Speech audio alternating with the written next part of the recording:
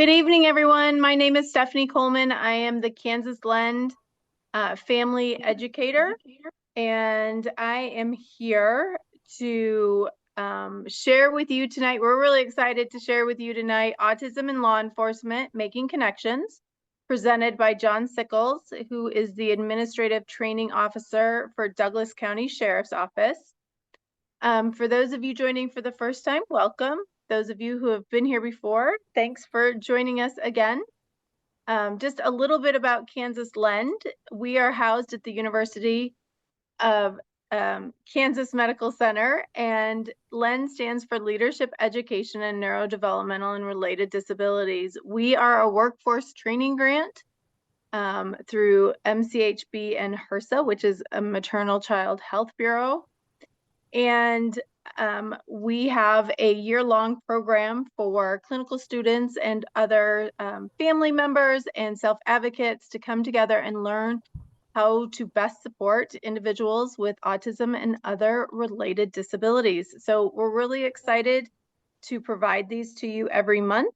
If you're not able to stay on and watch the whole thing, we also archive them on YouTube. You can always go to YouTube and just search Kansas Lend and subscribe, and then you'll know when we put our recorded videos out there. So really excited to have you tonight, really excited for this topic. I know it's one that's a lot of concern for our individuals. We see a lot of news going on lately of our individuals and loved ones having contact with law enforcement. And so we want to know what they suggest to do and how to best approach them and make those connections. So glad to be here, that you're here tonight. And now I'm going to turn it over to John Sickels.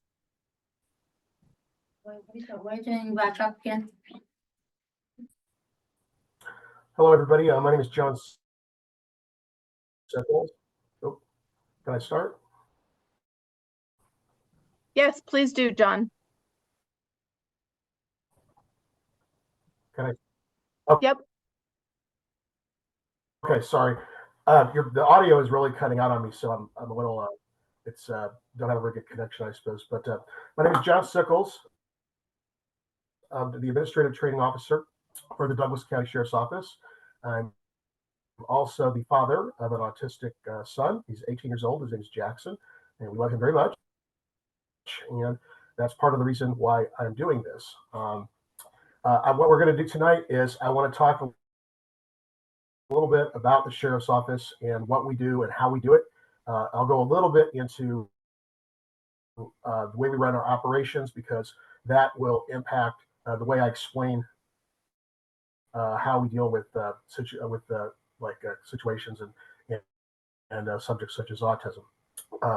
So for all that to make sense, I got to talk a little bit about myself too, because I come at this from a point of view, I think, of somebody who's got a rather unique background. Although I work for the Sheriff's Office and I've been there for 2.5 years now, I'm not a law enforcement officer. And in fact, up until just 2.5 years ago, I had no connection with law enforcement at all. And so the fact that I was able to work for the Sheriff's Office is kind of an interesting story. And it basically impacted everything that I do. So we'll get started with the slideshow.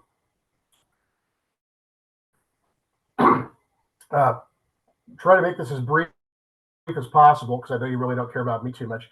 I came to Lawrence, Kansas in 1990 to attend graduate school at the University of Kansas. I got a master's degree in history. I was working on my PhD. In 1993, I stumbled into a job as a baseball writer, which had nothing to do with history. But I found out I liked doing that a lot more than I liked studying history. And from 1994 up until 2018, I was a baseball writer. I wrote about baseball. I had a radio show. I wrote books, and it was quite interesting. 2018, 2019, I was actually laid off from my job. Was starting to get a couple other things, and then the pandemic hit. So you can see on my little slideshow there, I got a picture of KU, baseball, and then the pandemic. And the pandemic basically ruined my baseball career. John, can you hear me? Can you hear me? you had a whole year where there was no minor league baseball, and that was the main thing that I wrote about. Yeah. Yes, I can hear you. Yeah. You didn't advance the slide. We're still seeing I autism can and hear law you. enforcement making Can you hear me? connections. Yes, I can hear you, but we're still seeing your slide that says autism and law enforcement Okay. making connections. Because I on my screen it's a okay. On my screen, I'm seeing the slide that I clicked to. So I don't know how do I fix that? I don't know. Um, maybe hit stop share for a I don't minute. know how to make it to where you can see it because on my screen I'm seeing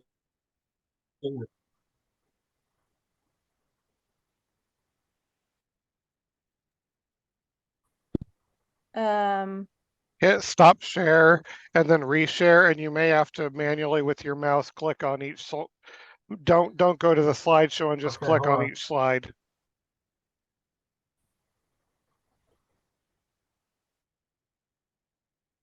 Maybe hit escape on your keyboard. There you go. Now share your screen again.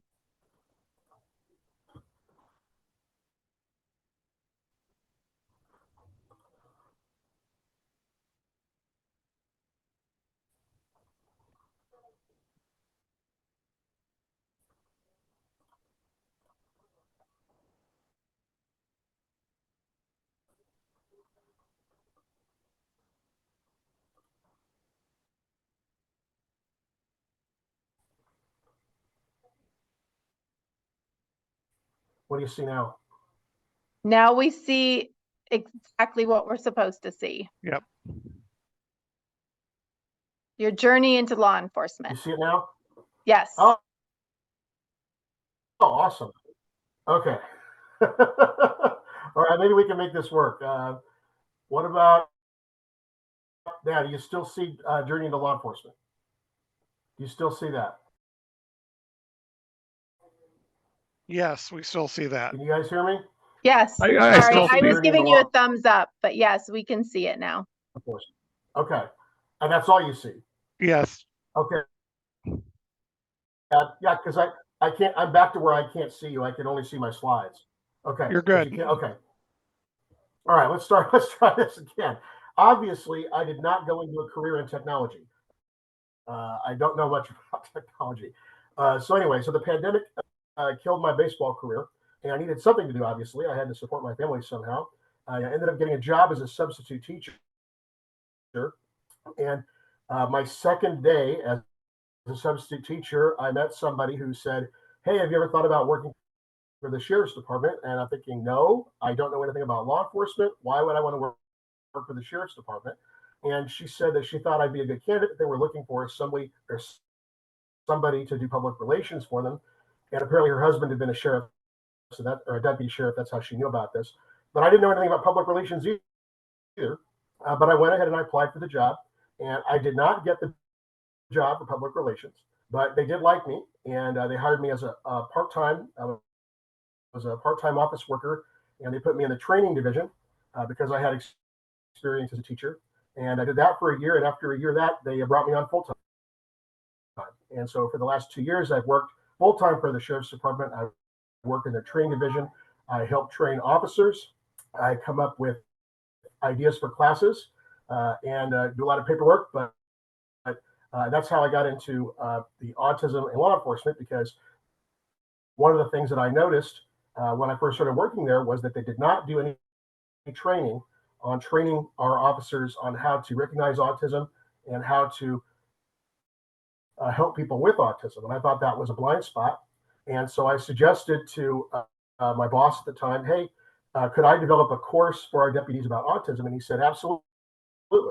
And so that's what I did. I developed a course about it.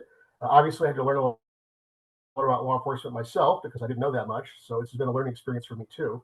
I'm going to advance the slide here. Can you guys see the next slide? You see that? It says meeting Jay Armbruster and Stacy Simmons. Yes, see that? we do see that. Yep. Okay. All right. All right. Meeting Jay Armbruster and Stacy Simmons. Jay Armbruster is the sheriff, and Stacey Simmons is the undersheriff. It's sort of like president and vice president. And they were elected in 2020. And Sheriff Armbruster, pretty interesting guy. His main focus is doing law enforcement the way it should be done, not the way it sometimes is done in some places, but doing it the way that it should be done. His main priority is protecting all residents of Douglas County, everybody who lives here. It doesn't matter who you are. If you live in Douglas County, their sheriff's office is trying to protect you and help you. He really focuses on compassion and respect, integrity, and he has a major focus on mental health, both for the community and within the agency. And so when I suggested training our officers about autism, my immediate supervisor loved the idea, and then he brought it to Jay, and Jay said, yes, absolutely do that, because he knew that people with autism and other special needs people tend to be pretty vulnerable, and they sometimes need special protection, special treatment, and that the sheriff's office needed to do that, needed to learn how to do that, and so they put me in charge of teaching about it. So the first thing that I had to do was I had to figure out what are the points of contact that the sheriff's office might have with people with autism. And so I had to teach myself all of that information. I had to familiarize myself with the sheriff's office and what they did and how we do it.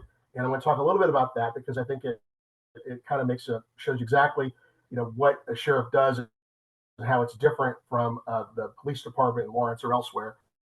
And again, it does matter for what we're talking about today, because it does get into where you're likely to run into a sheriff's deputy and in what contexts. All right, so next slide here. Can you guys see the next slide? It says Sheriff's Office Organization and Staff. Can you see that? Yes. Can you see that? You see the next slide? Yes. We see it. Yes? Okay, all right. Okay, cool. The Sheriff's Office is divided into two divisions. They call one the Operations Division and the other the Corrections Division. I'll get into what they do here in a moment. We've got close to over 200 employees. There's 82 deputies, 48 corrections officers, and 56 civilians. I'm one of the civilians. Deputies are the people that you see in the Sheriff's Office cars, driving around helping motorists. They carry guns and have arrest powers. Corrections officers do not have arresting powers. Corrections officers only work in the jail, working with inmates and people who are in the jail. That's the difference between a deputy and a corrections officer. We do have some deputies who work in the jail, but there is a difference between a regular deputy and a corrections officer. We'll talk a little bit about the Operations Division and what they do, because this is where you're going to see we're most likely to run into a sheriff's deputy who is working for the Operations Division. Can you see this slide? We good on the slide? Yes, you're good now. You're doing really well now, John. You got it. The Operations Division is in charge of patrolling. Okay, excellent. All right. Okay, the Operations Division, these are the sheriff's deputies that you're most likely to run into. They patrol the roadways in Douglas County. They cooperate with Lawrence PD, Baldwin PD, Eudora PD, and the Kansas Highway Patrol. They do have jurisdiction within the city limits, but for the most part, the sheriff's office tries to concentrate on the rural parts of the county. We do have, we do sometimes help out if Lawrence police are overwhelmed, if they've got too much to do, we'll help them out. Sometimes that happens all the time. Other things that the Operations Division is in charge of is investigating traffic accidents and trying to reconstruct what happened. You may have heard we had a pretty bad traffic accident yesterday north of town on Highway 24, where 3 people were killed in a head-on collision, and it was the sheriff's office that was in charge of going to that scene and trying to rescue people and then having to do the cleanup and figuring out exactly what caused the accident. We have a whole group of officers whose entire job is to figure out what happened with traffic accidents. We also have a water search and rescue unit. They've got boats that could go out on Clinton Lake or Lone Star Lake or any body of water, Kansas River. They'll sometimes search for any property or something that's been tossed in the rivers. We think somebody's thrown some evidence in the river, they'll go look for it. Unfortunately, they also sometimes look for drowning victims and things like that. Highly trained people, scuba gear, they train constantly to make sure they can do their job correctly. We have canine unit. You got I got one of the little pictures there is our canine officer, Officer Abram. And we got drone unit, little things that fly around and take pictures. And we got a drone unit that is expanding actually. We use those for search and rescue. And sometimes if we're searching for a bad guy, we use the drones to do that too. We have a courthouse security unit at the Douglas County Courthouse. It's the sheriff's office that's in charge of making sure that the courthouse is secure, that everybody there is safe. We have a transport unit, which is in charge of transporting prisoners from county to county. Sometimes if somebody in 100 miles from here has arrested somebody on a Douglas County warrant, we'll send our transport unit out to pick them up. We have an investigations and detective unit, which is exactly what it sounds like. They investigate things. They're in charge of trying to solve major crimes, violent crimes, that kind of thing. The investigations unit, detective unit is in charge of that. We have civil process and warrants unit. Those are the guys that go around and give warrants to people. Sometimes they have to evict people, which is a pretty horrible job. We train officers who have to do that. It's very special. Like a special kind of training to try to make that as easy as a process as possible, although it's never easy. And then we also have a nexus unit. It's basically a drug unit that is in charge of trying to deal with major drug dealers and career criminals. One of the things that we found is that most serious crimes in Douglas County and pretty much anywhere are committed by the same small number of people. And so it's the nexus unit that looks at trying to get those people under control.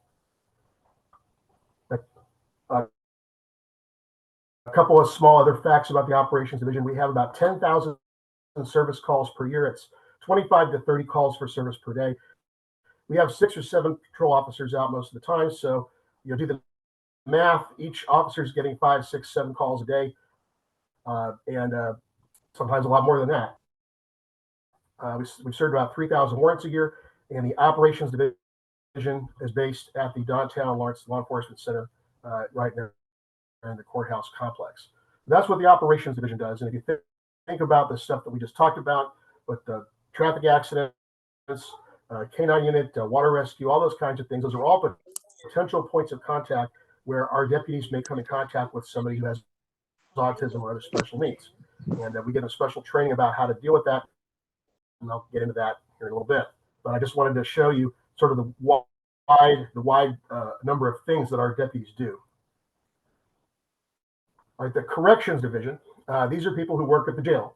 And the corrections division is responsible for the safety and security of the Douglas County Corrections Facility. That's the fancy name for the jail. It's over out in East Lawrence. The goal of the corrections division is, and they make this, we really train hard on this, is fair and humane treatment for all inmates and all detainees, consistent with all of our constitutional, legal, and ethical obligations. On the very first day of recruit training, when we bring in a new batch of recruits, the sheriff is always there to give his to meet them on the very first day. And the main thing that he always tells them, and he really strongly emphasizes this, and he makes us emphasize this in our teaching and our training, is that everybody in the jail is a human being, and they need to be treated that way. They need to be treated with respect, and they need to be treated with dignity. And as the sheriff says, there's a lot of people in the jail who are good people who just made some mistakes. There are also some people in the jail who are not very good people and who are a little bit more dangerous.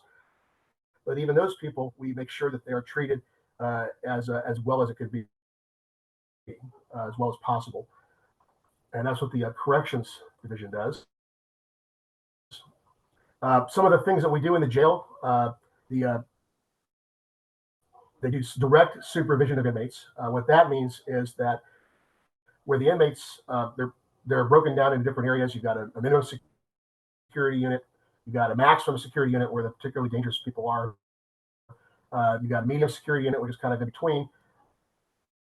In the minimum and medium security units, the officers are right there with the inmates. And you can see on the picture there I've got on the left, that is a look at what we call a pod, which is basically where the inmates live. And they each have their own individual little cell there, but they also have this common area. And there's a desk, which I don't think you could see in that picture there, but the officer is at the desk. The inmates can come up and talk to the officer. The officer talks to the inmates. He gets to know them. And we find that actually does a good job of reducing tensions and keeping things on even keel. Other things that corrections officers do, they're in charge of booking and intake. That's where somebody gets arrested, they'll bring them in, they'll do the proper paperwork, make sure that they've got fingerprints and all that kind of thing. They do escort, which is where you're escorting transport, where you're moving people around the jail as necessary. We also have a major focus on what they call re-entry programming, which is basically where you're trying to make sure that when people get out of the jail, when they've served their time and they're ready to get back into the community, that they have the proper supports that they need to do so. We help with job training. We help with skills. We help with education. If you don't have your high school degree, then we have a teacher who actually works at the jail. And if you want the opportunity to, excuse me, to better yourself and improve yourself and learn new job skills, you can do that. We had one inmate who I talked to about a year ago who told me that he was probably about 40 years old, and he told me he had been in and out of jail ever since he was 16 years old. And this was the first place that he had ever been at that actually tried to rehabilitate him. A lot of jails don't really do that, but we try. We really do try the best that we can. Then you also have various administrative functions with a number of people at the jail, the number of inmates that we have. There's a lot of paperwork that has to be done to make sure everybody has all the supplies that they need, that everybody's fed properly, that the facilities are maintained, and that all the rules are being followed. And so we have a lot of civilians who work on that. And so there's a lot of administrative stuff that happens. In terms of inmates, usually we'll have anywhere between a low end 115, 120, high end 140, 150 inmates. So we're usually between 130 and 140 inmates, sometimes a little bit more, sometimes a little bit less.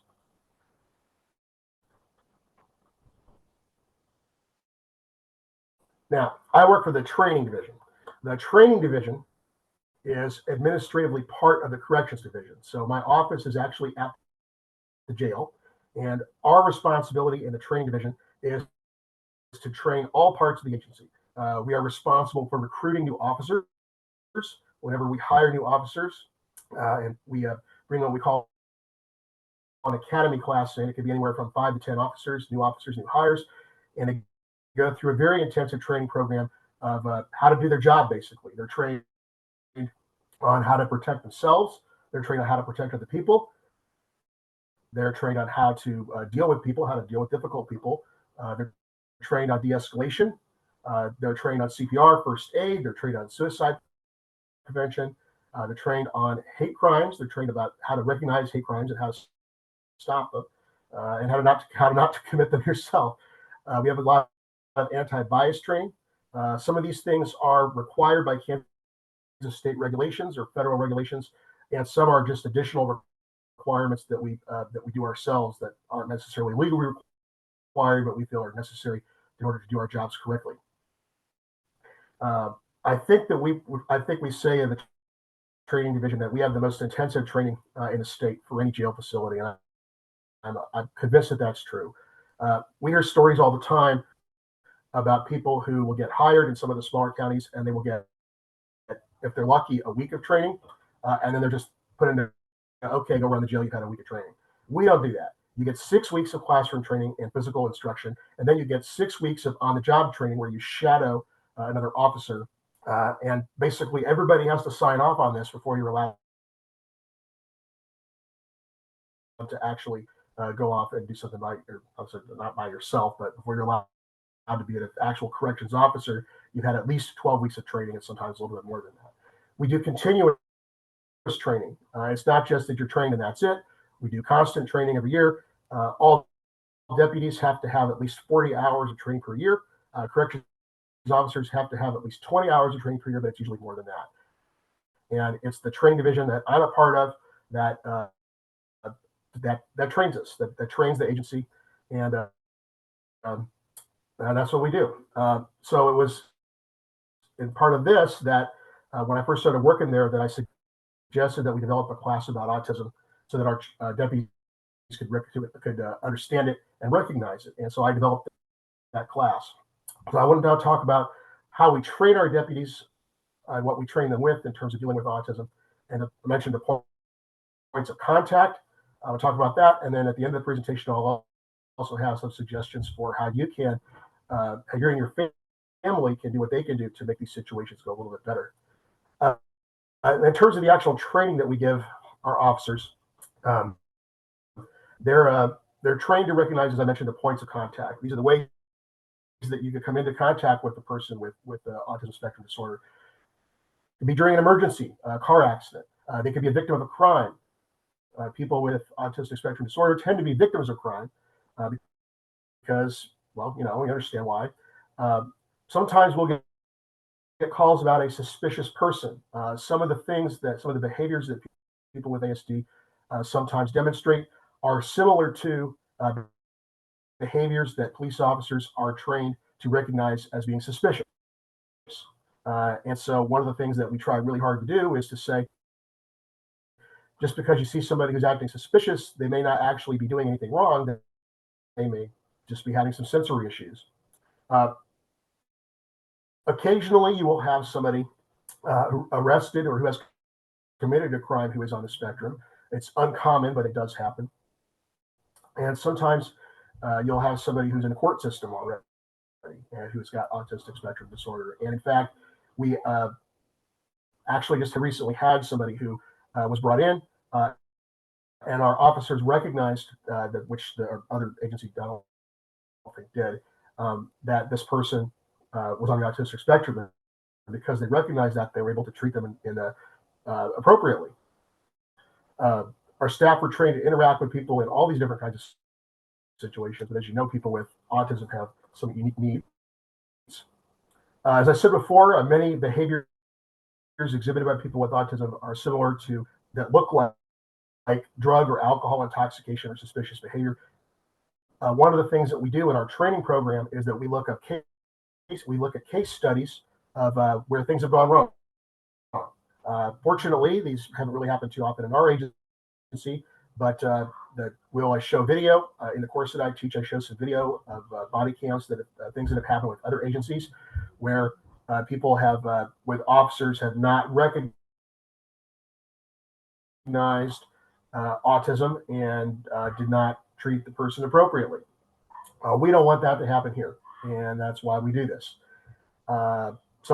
Just a couple of case, just very briefly, a couple of case studies down in Arizona, where an officer thought that a teenager who was playing in the park was involved in some kind of drug activity. He wasn't. He was stimming. He had a piece of string and he was stimming on the string. The officer came up and asked the kid what he's doing. The kid said, "I'm stimming."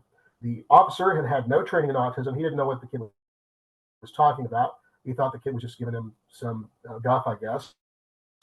And I ended up trying to arrest him, and that didn't go too well. The kid ended up getting hurt.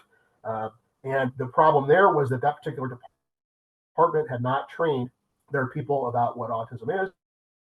They had not trained about stimming. The officer had never heard of stimming or anything like that. If that had happened here, officers know what stimming is. They're trained to recognize it. If somebody said, "I'm stimming," the officer's going to think, "Oh, I know what that is," and they're going to treat the situation if they should. Another example happened a couple of years ago in Florida. There was a call came in to a local police department that there was a man trying to break into somebody's house. The officers went to see what was going on, and they found a man wandering around and who would not respond to verbal commands. And they ended up tasing him. And it turned out that he was nonverbal and autistic and didn't really know what was going on and really wasn't capable of responding to what they were saying. Again, this was a situation where if those officers had been trained on autism, they might have recognized what was actually happening, and the situation would never have escalated to the point that it did. Again, we don't want those things to happen here, and that's why we train on this. We take a two-pronged approach with this. I mentioned before that we have what we call a academy classes when we bring in new officers and train them. Autism training is part of our corrections academy. It is a part of the curriculum, and this gives a basic background, helps the officers understand autistic spectrum disorder, what it is. We give them some statistics. We talk about what it's like. We use case studies. We show video, and I tell stories from my own experience with my son. We give advice on best practices, and we give examples of both good and bad outcomes, because I mentioned the bad outcomes, but we show good outcomes too, where officers have acted appropriately, and we show these as the examples to follow. And we also discuss with our officers the most likely points of contact that they'll have with the correction setting, and that's what the corrections officers that we hire, new officers. Patrol deputies, guys who are working for the operations division who are out on the road. This is similar to recruit training, but there's more emphasis on what they may see in the field. And we actually just, and I'm going to get into this here in a second, we just completed a new training program with our patrol deputies. And we have got the full support of the sheriff and the administration. You can see the little picture there of these new badges that some of our officers are wearing for Autism Awareness Month.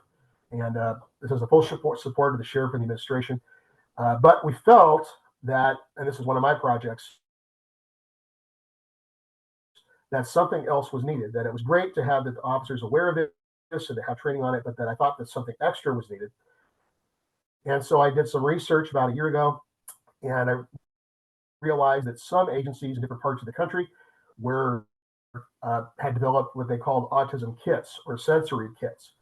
And they were training their officers on how to use them. And I thought, you know what, that's a great idea. We need to do that. And so I put together a program. I got in contact with a local agency called Autism Services of Kansas. And with Autism Services of Kansas, in partnership with them, we just recently have acquired what we call Ben's Blue Bags. Ben's Blue Bags were developed by a gentleman named Lieutenant Matt Kochek of the Crown Point, Indiana Fire Department. He has a son named Ben who's autistic, and the lieutenant had basically developed what he calls Ben's Blue Bags, and you can see a little picture there. Each bag contains sensory stimulation items. It's got a message board, noise reducing headphones, things that kids might want to stim on, or adults for that matter. And our officers are trained on when and how to use these kits. Each of our patrol vehicles, as of last week, because we just began the program last week, and each of our officers has now been trained with this. Each of our patrol vehicles has a Ben's Blue Bag, and the officers know when and how they're able to use them. We also have bags that are deployed in the jail. So if we bring somebody in who may be on the spectrum, we've got a kit right there that we can use to help them. And so I'm very proud of this program. It was really funny when we were training the officers. We brought out the bags and we gave each officer the bag. They opened it up like it was a thing of goodies. And within 20 seconds, they all had little stimmies out and were flicking with them and playing with them. And it made the point that these things could be very useful.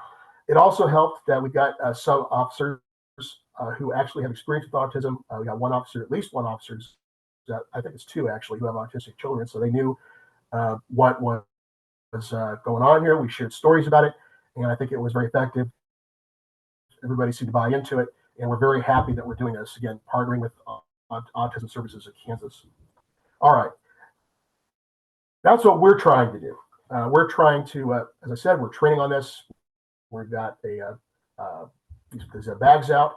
What can you do? What, as a family member, or if you have a loved one who's on the spectrum, or you're on the spectrum yourself, what can you, as part of the members of the community, do to help us help you?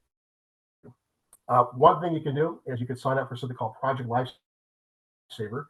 That's run through Douglas County Fire District number 1. Got the phone number there on the slide, and you can call them and you can sign up for Project Lifesaver, and that puts you on a list, or whoever you want to put on the list, of people who has, well, the way they put it, I think, is have a tendency to wander, or somebody who may be on the spectrum. And so we know if we come into a situation where somebody, we think, hey, maybe this person has got an issue going on here, we can see if their name is on that list of people that are known. One thing you might try to do is put a sign or a sticker on your vehicle, something that might say something along the lines of autistic person on board. There's actually some agencies, and we haven't done this yet, but I don't know if we will or not, but there's one agency that out there that actually gives people stickers to put on their car. This kind of thing might be useful in a traffic situation. If we came across a traffic accident and we saw the sticker on the car, we would know that there may be somebody involved in that accident who may be on the spectrum, and that's something that we need to keep in mind. One thing that could do that'd be useful is if a person with ASD, they could carry ID, and if there was maybe some indicator on the ID or with the ID that they have ASD, that's something else that could help our officers recognize the situation. Teaching children about police officers and deputies and first responders, firemen, paramedics, all those kinds of things. Teaching them about what they do and how they're here to help them, that could also be useful. But I think the most important thing that I really have to strongly emphasize is in an emergency, if you're calling 911 and you know that somebody involved in a situation, person in need or something else, has ASD or similar situation or special needs, please make that clear. Tell the dispatcher, and the dispatcher will tell our officers. If we have that information, it can make things go much more smoothly.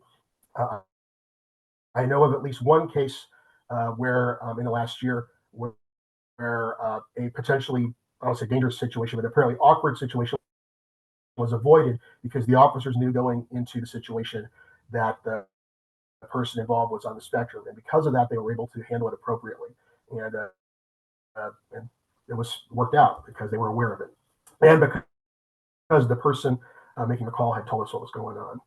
All right, I got one more slide here, but now my computer's locked up, and I have a sign here that says Microsoft PowerPoint is not responding, so that's not good. Let me try to. Yeah, it's crashed. My PowerPoint has completely crashed. That's not good. What do you guys see on the screen? I see what the community can do. Can you tell me what you see on the screen? Yeah. What the community can do? Because what I'm seeing is a thing saying that my video is crashed. Oh, Okay, no. now I'm seeing a thing that says my video is crashed. Hold on a second. Let me try to get this restarted. While you're working Yeah, on that, I'm just going to share a couple of comments to the broader group. As John had mentioned, get to know your local law enforcement. One of the things I've always shared with Can you guys see me? families when I'm talking to them is it's totally crashed. okay. Is when you see that your local police department or fire department is having coffee with a cop or donuts with a cop or any kind of thing, take your kiddos out there to them and introduce them to the police officers. One, like John had mentioned earlier, there are police officers that don't know about stimming. They don't know about individuals with autism. This is a perfect opportunity not only to introduce your children to the officers and let them get to know them. And I'll just continue to talk while hopefully we get John back here in a minute. But go ahead and take them out there while you can.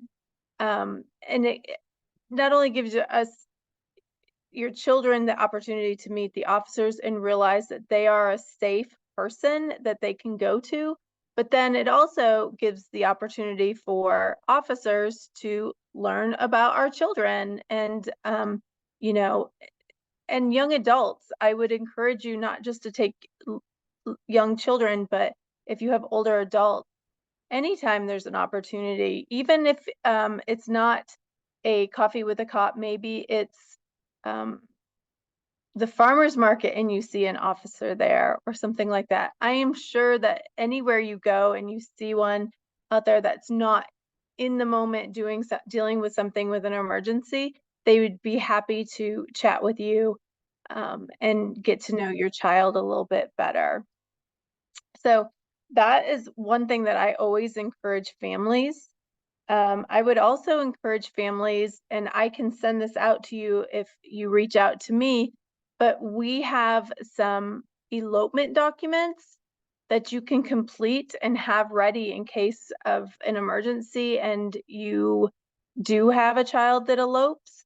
You can have those documents ready and you can hand them out to officers, and it talks about how best to approach your child and some other things. So those are some really good opportunities as well.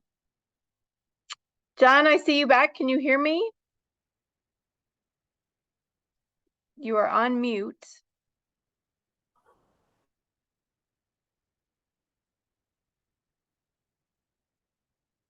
Technology is always great when it works, huh, people? Are you there, John? Is that better?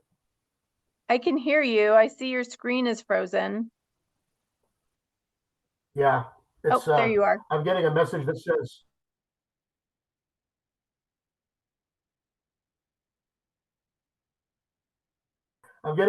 says low bandwidth. So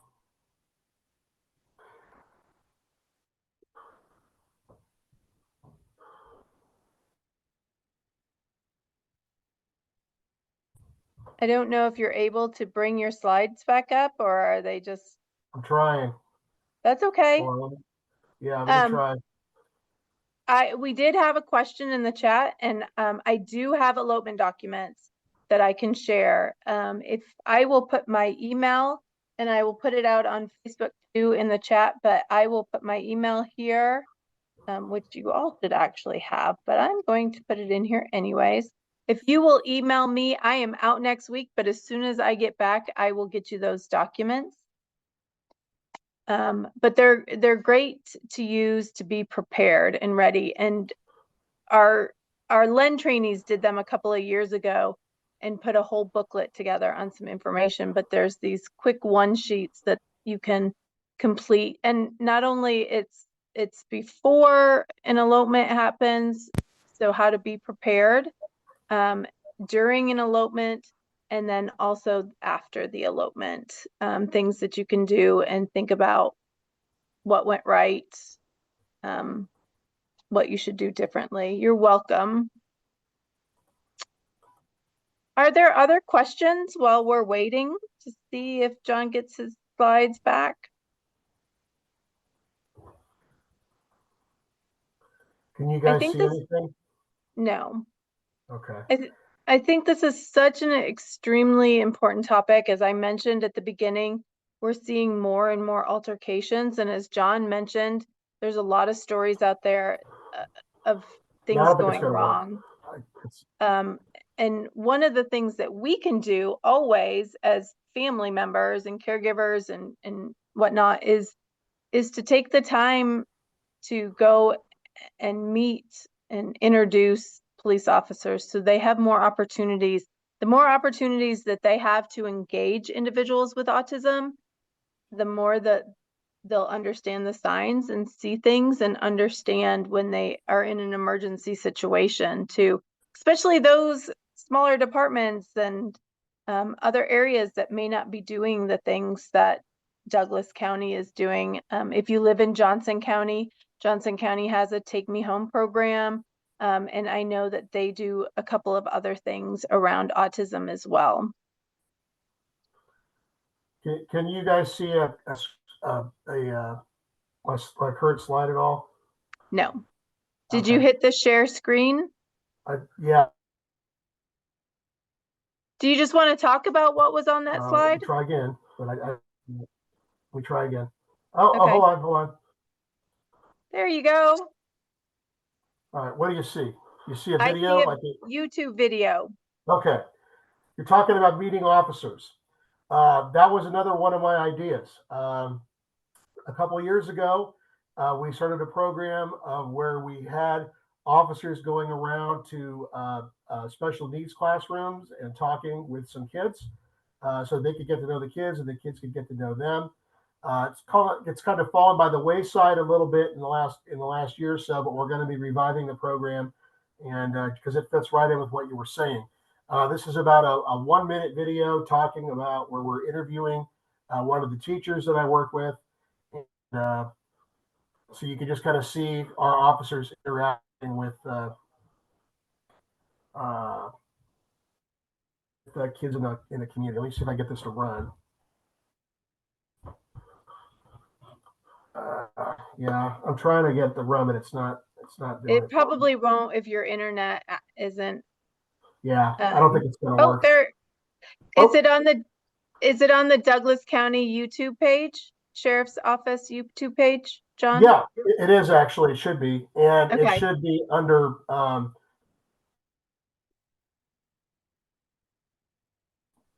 FS being Free State, is a Free State High School.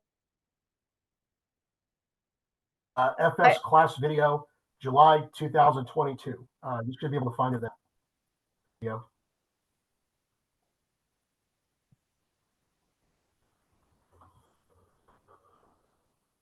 I will look it up and see if I can find it, and then I'll put the link in the chat if you want to just go ahead to the next. Okay.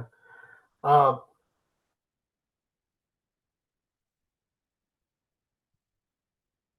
got. If there's any other questions that you may have, feel free to ask them. The technology's kind of betrayed us a little bit tonight. Yeah, so I have a question for you. Mm-hmm. As I bring this up, but I'm so excited to hear how much your sheriff is really involved in making sure that these things happen and very supportive of all this. How can we get the rest of Kansas to do this?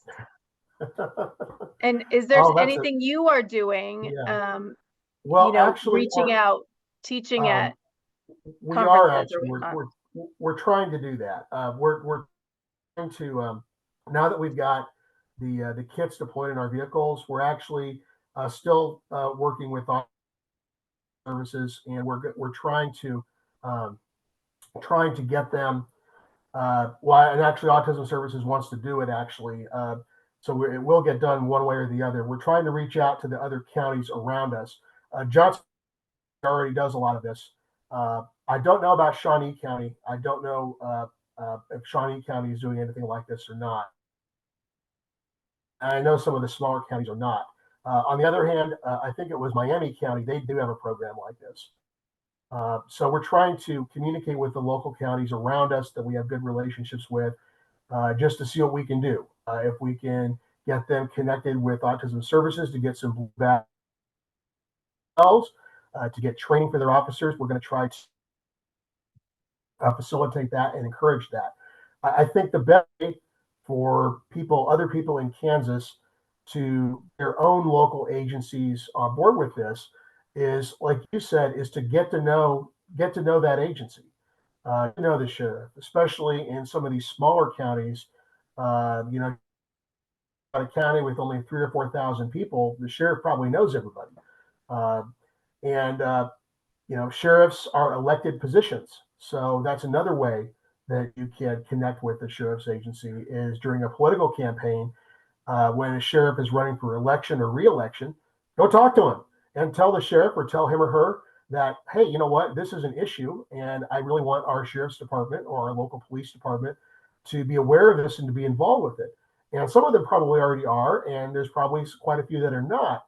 But that's how to do it. You talk to them, you get to know them, and I think that's the best way to do it.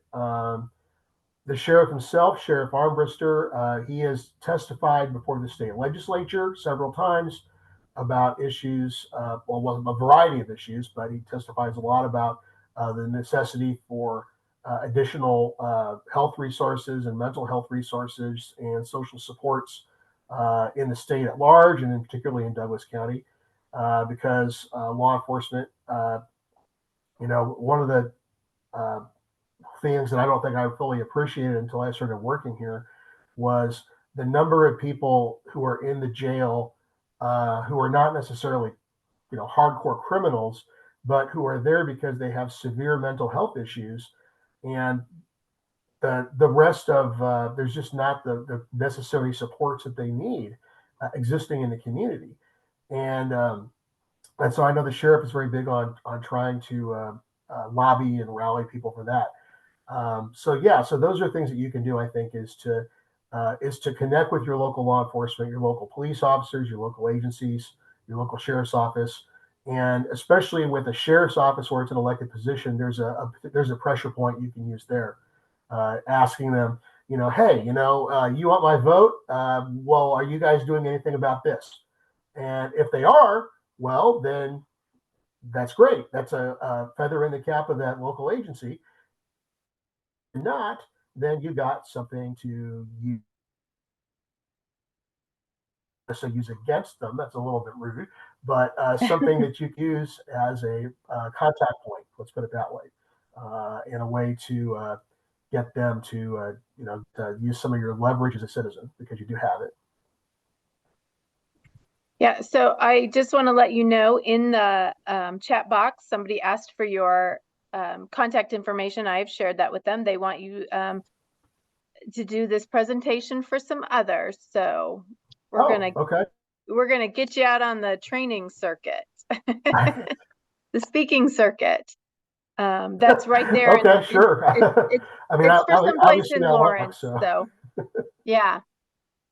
So, but okay. I definitely think that there's so many more opportunities, and not just with police officers, with fire department officials as well, and firefighters, because I know that if there's, individuals will run and hide if there's any kind of emergency, and they need to be able to trust when the fire department's there to come out of a closet or wherever they might be hiding. Yeah, in fact,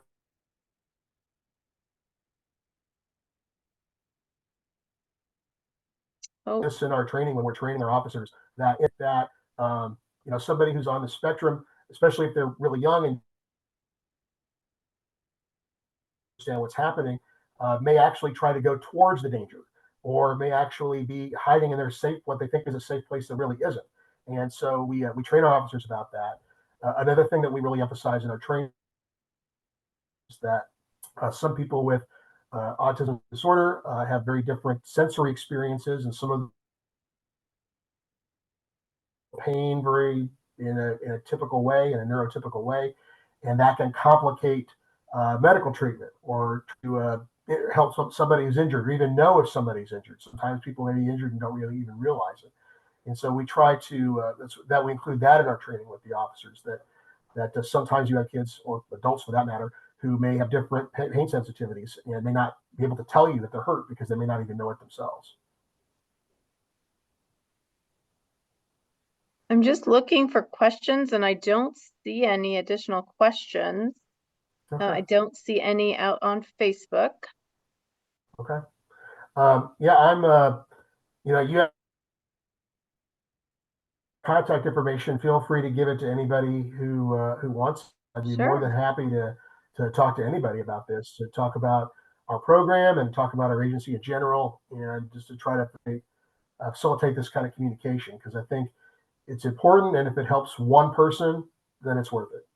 If all just helps one person, then it's absolutely worth it.